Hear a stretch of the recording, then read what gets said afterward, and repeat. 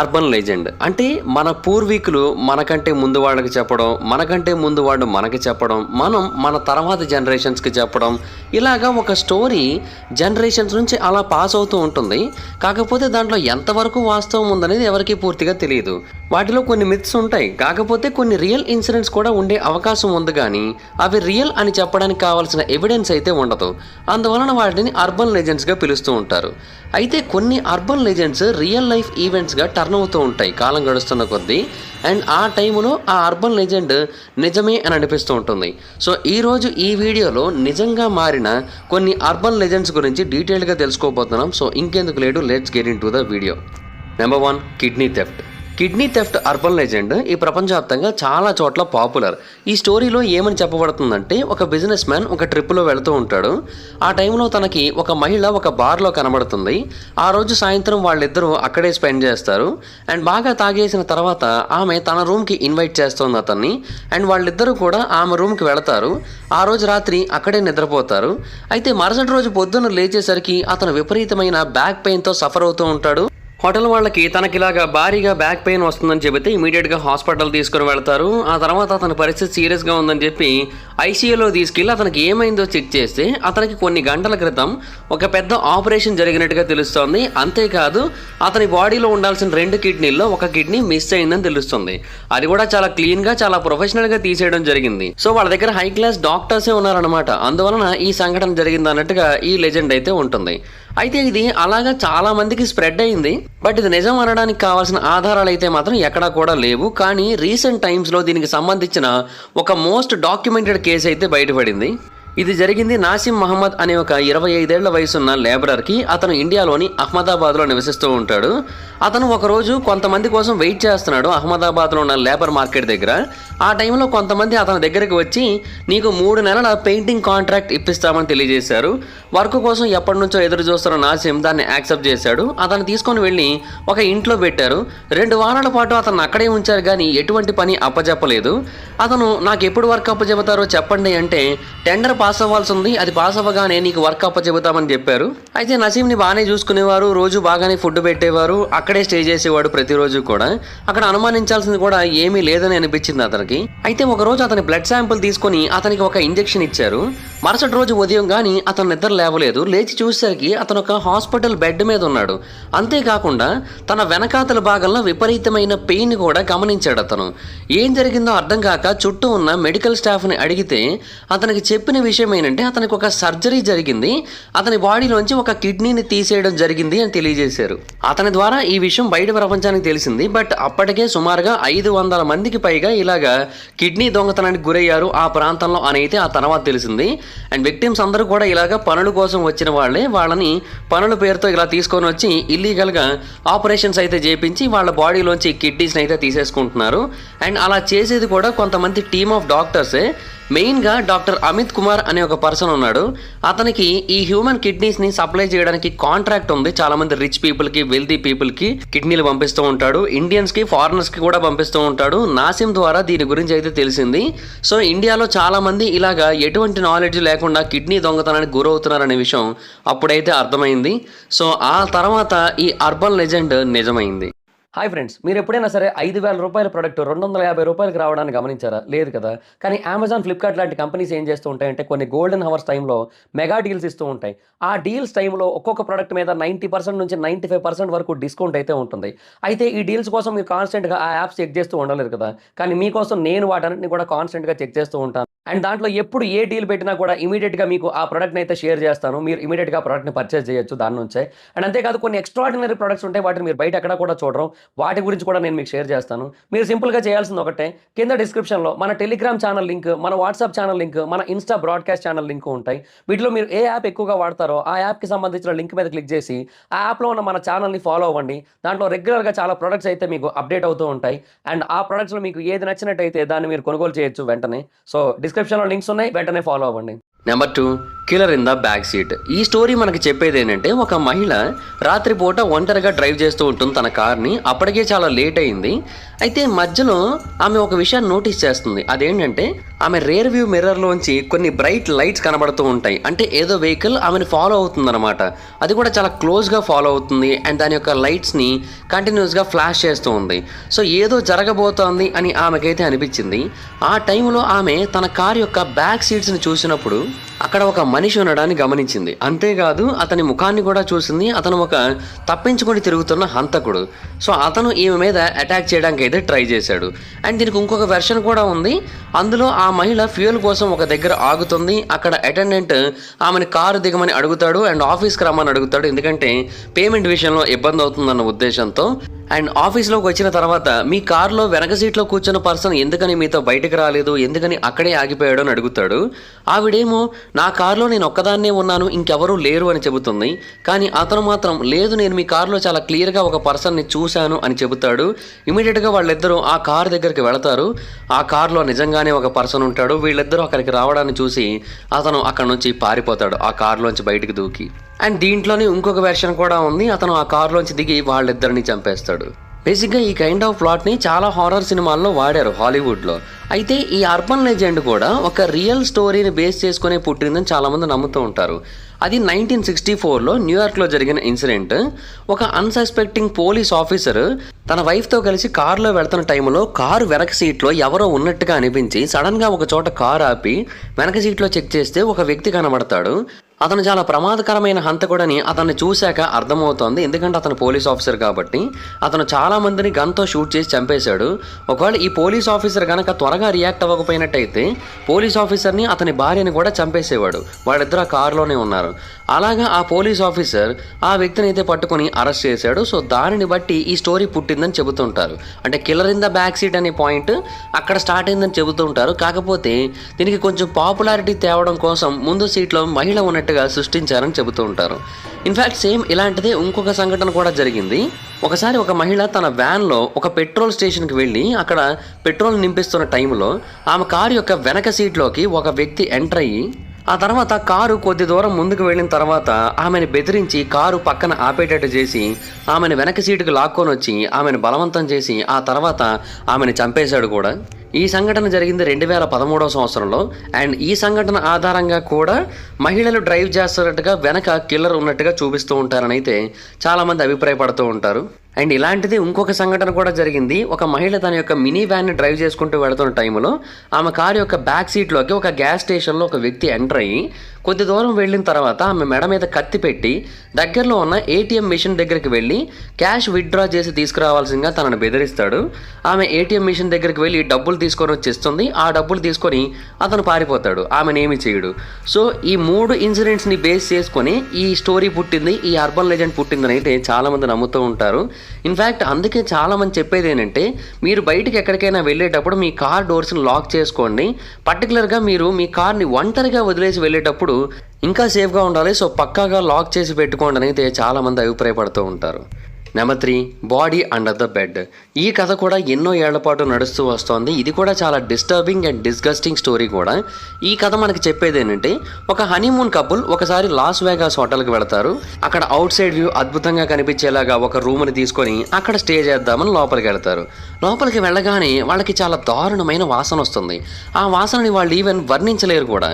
మళ్ళీ రిసెప్షన్ దగ్గరికి వచ్చి ఆ రూమ్లో వాసన బాగాలేదు, ఇంకొక రూమ్ ఏదైనా అవైలబుల్గా ఉందంటే, అయ్యో సారీ సార్ ఇప్పుడే రూమ్స్ అన్నీ అయిపోయాయి సార్ అని రిసెప్షనిస్ట్ చెబుతుంది. ఇంకా చేసేది ఏమీ లేక వాళ్ళు ఆ రూమ్లోనే ఉండాలని డిసైడ్ అవుతారు. కాకపోతే మెయిడ్ని పంపిస్తారు. ఆ మెయిడ్ ద్వారా ఆ ప్రాంతం మొత్తాన్ని కూడా క్లీన్ చేయించుకుంటారు. అయినా కూడా ఆ వాసన పోదు. ఏం జరిగిందో వాళ్ళకి అర్థం కావట్లే. ఎందుకు అంత దారుణమైన వాసన వస్తుందో వాళ్ళకి తెలియట్లేదు. సో అసలు ఆ రూమ్లో ఎందుకు ఆ వాసన వస్తుందో తెలుసుకోవాలనే ఉద్దేశంతో ప్రతి దాన్ని కూడా చెక్ చేస్తూ ఉంటారు. అలాగా చెక్ చేస్తున్న టైంలో ఆ మ్యాట్రెస్ని తీసినప్పుడు దాని కింద భాగంలో ఒక మహిళ యొక్క శవం ఉంటుంది.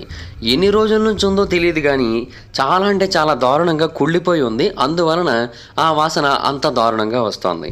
అయితే ఇది ఒక అర్బన్ లెజెండే, కానీ ఇది రియల్ లైఫ్లో కూడా జరిగింది. 2010వ సంవత్సరంలో పోలీసులు 28 ఏళ్ల 5 పిల్లల తల్లి అయిన సోనీ మిల్బ్రూక్ అనే ఒక మహిళ కోసం వెతుకుతున్నారు. అలా వెతుకుతున్న టైంలో ఆమె బాడీ దొరికిన ప్రాంతాన్ని చూసి అందరూ ఆశ్చర్యపోయారు. ఆమె బాడీ ఒక మెటల్ బాక్స్ ఫ్రేమ్లో దొరికింది. ఆ మెటల్ బాక్స్ ఫ్రేమ్ ఒక హోటల్ రూమ్లో మ్యాట్రెస్ కింద దొరికింది. ఆమె 2 నెలల నుంచి మిస్ అయింది. అండ్ ఫారెన్సిక్స్ కూడా ఆమె బాడీ అప్పటి నుంచి ఆ మంచం కిందే ఉందని కన్ఫర్మ్ చేశారు. 2 నెలల నుంచి ఆ ప్రాంతంలో ఒక శరీరం ఉంటే దాన్ని ఎవరూ గుర్తించలేదంటే చాలా దారుణమైన విషయం అసలు. అండ్ రిపోర్ట్లో తర్వాత హోటల్ స్టాఫ్ తెలియజేసింది ఏంటంటే ఆమె చనిపోయిన తర్వాత అంటే గడిచిన 2 నెలల్లో ఆ రూమ్ని 5 సార్లు బుక్ చేసుకున్నారు. 5 సార్లు పీపుల్ అక్కడ నివసించారు. కానీ ఎవరు కూడా ఆ వాసన గురించి కంప్లైంట్ చేయలేదు. ఆ మంచం కింద ఏముందో చెక్ చేసే ఆలోచన కూడా చేయలేదు. సో ఆమె ఎందుకు చంపబడింది, ఎలా చంపబడింది అనేది తర్వాత తెలుసుకోవడానికి అయితే ట్రై చేశారు. కానీ దానికి సంబంధించిన ఆధారాలు ఏవి దొరకలేదు. ఆమె అక్కడ రూమ్ని రెంట్కి తీసుకుంది, కానీ పేమెంట్ మాత్రం ఆమె చేయలేదు. ఆమెకు సంబంధించిన బిలాంగింగ్స్ని ఆ రూమ్ నుంచి తీసేశారు. అంటే కొద్ది రోజుల పాటు చూశారు. ఆమె ఎక్కడ ఉందో, ఏం చేస్తుందో, ఎలా ఉందో ఏమీ అర్థం కాకపోవడంతో ఆ సామాన్లన్నీ తీసి బయట పెట్టేశారు. తర్వాత దాన్ని క్లీన్ చేసి ఆ రూమ్ని వేరే వాళ్ళకి రెంట్కి ఇచ్చేశారు. కానీ ఆమె అక్కడే చనిపోయింది. ఆమె శరీరం గడిచిన 2 నెలలుగా అక్కడే ఉంది. అయితే పోలీసులు ఎటువంటి ఆధారాలని సేకరించలేకపోయినప్పటికీ కూడా ఒక వ్యక్తి మీద అనుమానంతో అతను అరెస్ట్ చేశారు. తర్వాత అతనే నేరాన్ని ఒప్పేసుకున్నాడు, అవును నేనే చంపేశానని. అతను ఇంకెవరో కాదు, ఆమె బాయ్ ఫ్రెండ్. అంటే పిల్లలు ఉన్నప్పటికీ కూడా ఆమెకి వేరే బాయ్ ఫ్రెండ్ ఉన్నాడు. బట్ వాళ్ళిద్దరికీ మధ్య జరిగిన గొడవల్లో అతనైతే ఆమెను చంపేసి అదే హోటల్ రూమ్లో ఆ బాక్స్లో పెట్టి అక్కడే ఉంచేశాడు. అండ్ ఎవ్వరూ పట్టించుకోలేదు. సో కేవలం కొన్ని ఇంచుల దూరంలో ఒక మృతదేహం యొక్క పైభాగంలో పడుకున్నారనమాట ఆ 5 సార్లు ఎవరైతే రెట్టు తీసుకున్నారో వాళ్ళందరూ కూడా. సో అలాగా ఈ అర్బన్ లెజెండ్ కూడా నిజమని ప్రూవ్ అయింది. Number 4, the callers in the house. ఇది కూడా ఒక మోస్ట్ పాపులర్ అర్బన్ లెజెండ్. ఈ స్టోరీ మనకి ఏమని చెబుతుందంటే ఒక టీనేజ్ బేబీ సిట్టర్ పిల్లల్ని చూసుకోవడానికి ఒక ఇంట్లో పనిచేస్తూ ఉంటుంది. ఆ ఇంటి పెద్దవాళ్ళందరూ కూడా బయటకు వెళ్ళారు. అయితే ఆ టైంలో ఆమె పిల్లలందరినీ కూడా మంచం మీద పడుకోబెట్టి కిందకు వచ్చి టీవీని చూస్తోంది. ఫోన్ రింగ్ అవుతోంది. ఆమె ఆన్సర్ చేస్తోంది. అవతల నుంచి ఒక వ్యక్తి గట్టిగా నవ్వుతూ మాట్లాడుతూ ఉంటాడు. పిల్లలు ఎక్కడ ఉన్నారో, ఎలా ఉన్నారో ఒకసారి చెక్ చేసుకో అని అంటాడు. ఆమె ఆ కాల్ని పట్టించుకోదు. అది ఏదో ఒక హోక్స్ అయి ఉండొచ్చని అభిప్రాయపడుతుంది. టీవీని అలా చూడడం కంటిన్యూ చేస్తుంది. మళ్ళీ ఫోన్ రింగ్ అవుతుంది. అదే పర్సన్ కాల్ చేస్తాడు. సేమ్ అదే మాటలు చెబుతాడు. సో ఈసారి ఆ అమ్మాయి పోలీసులకు ఫోన్ చేయాలని డిసైడ్ అవుతుంది. పోలీసులు 1 నిమిషం వెయిట్ చేయండి, మేము ఆ కాల్ని ట్రేస్ చేస్తాం అని చెప్తారు. కొద్ది నిమిషాల తర్వాత పోలీసులు లైన్లోకి వచ్చి చెప్పిన విషయం ఏంటంటే మీకు ఫోన్ చేసిన ఆ పర్సన్ ఇంకెక్కడో లేడు, మీ ఇంటి లోపలే ఉన్నాడు అని చెబుతారు. వెంటనే ఆ అమ్మాయి ఫోన్ పెట్టేసి పిల్లల దగ్గరికి పరిగెట్టుకుంటూ వెళుతుంది. కానీ వెళ్లే దారిలోనే ఆ కాలర్ కనబడతాడు. ఆ కాలర్ ఆ పిల్లల్ని, ఆ అమ్మాయిని చంపేస్తాడు. వినడానికి చాలా భయంకరంగా అనిపిస్తోంది కదా ఈ కథ. అయితే ఈ కథను బేస్ చేసుకొని చాలా సినిమాలు అయితే వచ్చాయి. బట్ ఇది రియల్ లైఫ్లో ఎక్కడా జరగలేదని అందరూ అనుకుంటూ ఉండేవారు. కానీ ఇది కూడా ఒక రియల్ స్టోరీ బేస్డే. అంటే అంతకు ముందు ఈ స్టోరీ పుట్టి తర్వాత ఇది జరిగి ఉండొచ్చు కూడా. ఏం జరిగిందంటే 13 సంవత్సరాల వయసున్న జానెట్ క్రిస్మన్ అనే ఒక అమ్మాయి 18 మార్చి 1950న 3 ఏళ్ల వయసున్న ఒక అబ్బాయికి బేబీ సిట్టర్గా పనిచేస్తోంది. ఇది జరుగుతోంది కొలంబియాలో. అయితే ఆ రోజు కూడా యాజ్ యూజువల్గా ఆ అబ్బాయిని చూసుకోవడానికి జానెట్ అక్కడికి వెళ్ళింది. ఫ్యామిలీ మెంబర్స్ అందరికీ కూడా వేరే పార్టీ ఇన్విటేషన్ వచ్చింది. దానివలన వాళ్ళందరూ అటు వెళ్ళిపోయారు. ఈమెకి కూడా వేరే పార్టీ ఇన్విటేషన్ వచ్చింది. కానీ ఈమె వెళ్ళడం కుదరక ఇక్కడే ఆగిపోయింది. అయితే టైం 10:30 అవుతోంది. ఆ టైంలో పోలీస్ ఆఫీసర్స్కి ఆమె నుంచి ఒక ఫోన్ కాల్ వచ్చింది. ఈమె చాలా పెద్దగా, చాలా భయంకరంగా అరుస్తోంది. అండ్ అంతేకాకుండా తనకి హెల్ప్ చేయమని కూడా రిక్వెస్ట్ చేస్తోంది. ఏం జరిగిందో చెప్పమ్మా అంటే ఆమె చెప్పలేకపోతోంది. దేని గురించో భయపడుతోంది, దేనికో అరుస్తోంది, ఏం చెప్పట్లేదు. ఏం జరిగిందో చెప్పు అనే లోపే మళ్ళీ ఫోన్ కట్ అయిపోయింది. పోలీసులు మళ్ళీ కాల్ చేయడానికి ట్రై చేశారు. బట్ అటువైపు నుంచి ఎవరూ ఆన్సర్ చేయలేదు. ఏం జరిగిందో అర్థం కాక పోలీసులు కూడా ఊరుకున్నారు. అయితే ఆ రోజు రాత్రి 1:30 టైంలో పార్టీకి వెళ్ళిన పేరెంట్స్ తిరిగి వచ్చారు. తిరిగి వచ్చిన తర్వాత వాళ్ళు చూసిన సంఘటన చాలా అంటే చాలా భయంకరంగా ఉంది. ఎందుకంటే జానెట్ రక్తపు మడుగులో చనిపోయి ఉంది. ఆమె ఇల్లంతా పరిగెట్టింది కూడా ఆ రక్తంతోనే. అందువలన ఇంటిలో చాలా ప్రాంతాలలో రక్తం కనబడుతూ వచ్చింది. అండ్ ఆ చంపిన పర్సన్ కిటికీని పగలగొట్టి ఆ ఇంటి లోపలికి వచ్చి ఆమె మీద అటాక్ చేసి ఆమెను చంపేశాడని అయితే చాలా స్పష్టంగా అర్థమవుతోంది. ఆమెను చంపింది కూడా ఒక మెకానికల్ పెన్సిల్తో. ఆ పెన్సిల్ కూడా ఆ తర్వాత ఆ ప్రాంతంలో దొరికింది. అయితే సాధారణంగా ఆ ప్రాంతంలో ఒక పర్సన్ ఇటువంటి మెకానికల్ పెన్సిల్ని క్యారీ చేస్తూ ఉంటాడు. ఇన్ఫ్యాక్ట్ అతనికి జానెట్ మీద ఇంట్రెస్ట్ కూడా ఉంది. కాకపోతే ఆ వ్యక్తిని అదుపులోకి తీసుకోవడానికి కానీ, ఆ వ్యక్తిని అనుమానించడానికి కానీ, ఆ వ్యక్తి గురించి ఇన్వెస్టిగేషన్ చేయడానికి కానీ పోలీసులు అంతగా ఇంట్రెస్ట్ చూపించలేదు.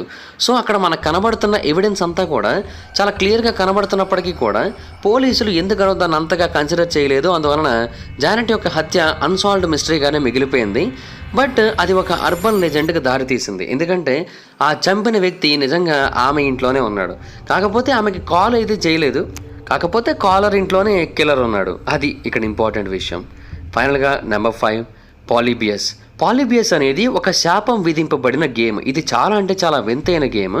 అయితే చాలామంది ఇది నిజంగానే ఒక శాపానికి గురయ్యింది, అందువలన ఎవరైతే దీన్ని ఆడుతూ ఉంటారో వాళ్ళందరికీ కూడా చాలా ప్రమాదాలు ఎదురవుతూ ఉంటాయని నమ్ముతూ ఉంటారు. అయితే ఈ గేమ్ వెనక కూడా ఒక స్టోరీ ఉంది. దాని గురించి తెలుసుకోవాల్సిన అవసరం ఎంతైనా ఉంది. 1981లో ఈ ఆర్కేడ్ క్యాబినెట్ గేమ్ బయట ప్రపంచానికి తెలిసింది పాలిబియస్ అన్న పేరుతో. ఇది పోర్ట్లాండ్లోని ఆరిగాన్లో మొట్టమొదటిగా స్టార్ట్ అయింది. అక్కడ ఒక అమ్యూజ్మెంట్ పార్క్ ఉంది. ఆ పార్క్లో ఇది స్టార్ట్ అయింది. బట్ స్టార్ట్ అయిన కొద్ది రోజులకి చాలా బాగా పాపులర్ అయిపోయింది. ఇది అందరినీ కూడా చాలా ఈజీగా అట్రాక్ట్ చేసేయడం మొదలుపెట్టింది. ఎందుకంటే దీంట్లో చాలా రకాల పజిల్స్ ఉన్నాయి. కొంతమంది దీన్ని యాక్షన్ స్పేస్ ఫైటర్ అంటారు, కొంతమంది దీన్ని పజిల్ గేమ్ అంటారు. ఏది ఏమైనప్పటికీ ఇది బాగా పాపులర్ అయిపోయింది. చాలామంది దీనికి ఎడిక్ట్ అయిపోయేలా చేసింది. అసలు ప్రపంచవ్యాప్తంగా ఎంతోమంది ఈ గేమ్ కోసం గొడవలు కూడా ఆడుకునేవారు. బట్ పాలిబియస్ అనేది తర్వాత మెల్లిమెల్లిగా కనుమరుగైపోయింది. ఎందుకంటే ఇది చాలామంది మీద సైకలాజికల్ ఎఫెక్ట్స్ని చూపించడం మొదలుపెట్టింది. ఎవరైతే ఈ గేమ్ని ఆడుతున్నారో వాళ్ళకి వేరు రకాల సైడ్ ఎఫెక్ట్స్ వచ్చేవి. అవి అమ్నీషియా కావచ్చు, నైట్ మేర్స్ కావచ్చు, స్ట్రెస్ కావచ్చు. అసలు ఇన్ఫ్యాక్ట్ వేరే రకాల గేమ్స్ని ఆడడానికి కూడా భయపడేవారు కొంతమంది ప్లేయర్స్ అయితే. కొంతమంది ఏమో యాంటీ గేమింగ్ యాక్టివిస్టులుగా కూడా మారిపోయారు. సో అలాగా రిలీజ్ అయిన కొన్నాళ్ళకే ఈ గేమ్ కంప్లీట్గా కనుమరుగైపోయింది. ఆ తర్వాత దీన్ని కంప్లీట్గా తీసేయడం జరిగింది.